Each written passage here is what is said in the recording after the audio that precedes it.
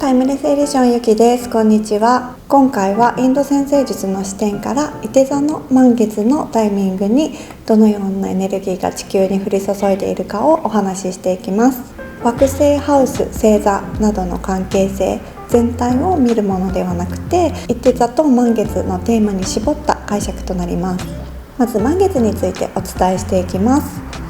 満月についても何回もお伝えしているので、また違った視点からの解釈をしていきます。満月は月が一番太陽に照らされている瞬間ですよね。少しずつ光が強まっていって、ここの満月でピークを迎えます。つまり新月から始まった一つのサイクルの結果が出るタイミング、開花するタイミングになります。月は心を象徴するので、心の中に抱えていたものっていうのも照らされて明るみに出てくるタイミングになります。次に伊手座の説明をしていきます。伊手座は木星と関わりが強い惑星になります。そこから学びのエネルギーを持ちます。この学びっていうのは勉強とちょっと違って精神性とか哲学とか心の深い部分とつながっていくような学びのことを表しています。学ぶこととか探求していくことっていうのと関わっていて、そこから自由、理想、冒険などとも関わってきます。木星は広がっていくエネルギーを持っています。それと同じように伊手座も枠を超えていくっていうエネルギーを持ち合わせています。次に月が伊手座にある時の説明をしていきます。月が伊手座にあるっていうことは、月が象徴する心っていうのが伊手座の影響を受けることになります。私たちの心の傾向とか感情が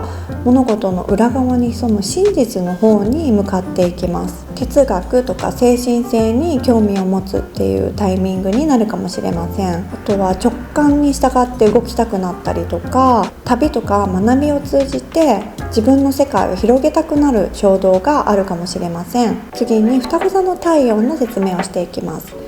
伊手座の満月の時、月は伊手座にあるので、太陽は正反対の双子座にいることになります。双子座の太陽についてはそれについて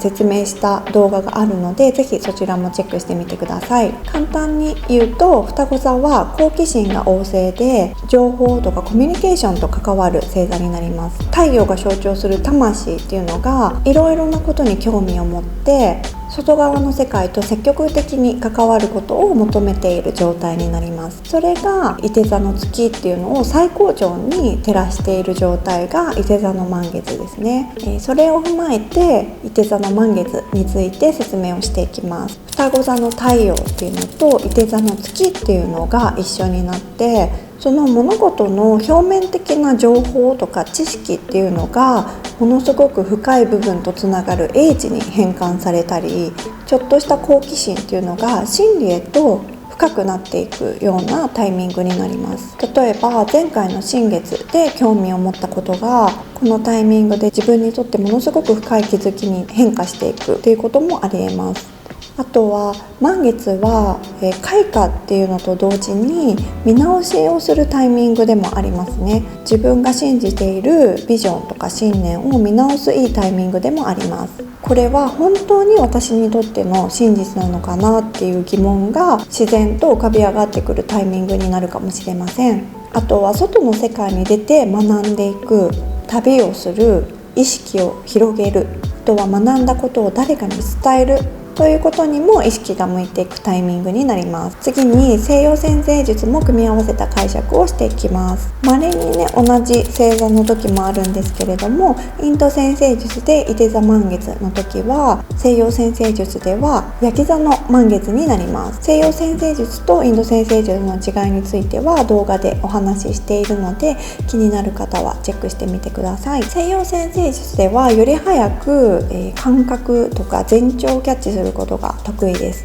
なのでヤギ座のより現実に落とし込んでいくようなエネルギーっていうのをキャッチしている人も多いのかなと思います。一方でインド占星術では実際に起こっているエネルギーをキャッチすることが得意です。なので内側の信念に関する学びとか精神的成長に関する体験を実際にすることが多いのかなと思います。あとはそのような行動を主体的に行っていくっていうのもすごくいいのかなと思います。そこからの学びを大切にすることで、次に来るヤギ座の現実に落とし込んでいくエネルギーっていうのがすごく活かされるのかなと思います。次にこの期間に意識するポイントをお伝えしていきます。いて座の真実を追求するっていうエネルギーをうまく使うために、今の自分にとって必要なくなった思い込みとか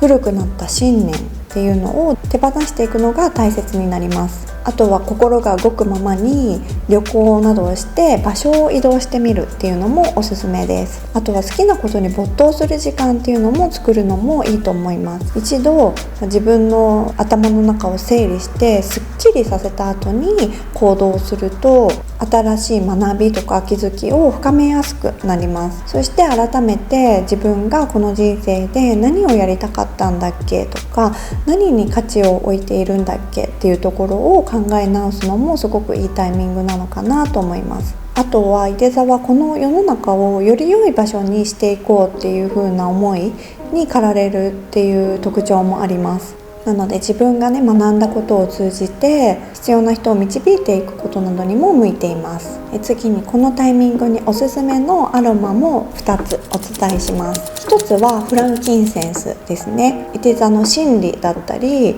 高次元のビジョンみたいなものにつながりやすくなる香りになります。あともう1つはサンダルウッドですね。高い精神性っていうのをサポートしてくれるのと同時にしっかりグラウンディングもしてくれる、すごく深い香りになります。こんな感じで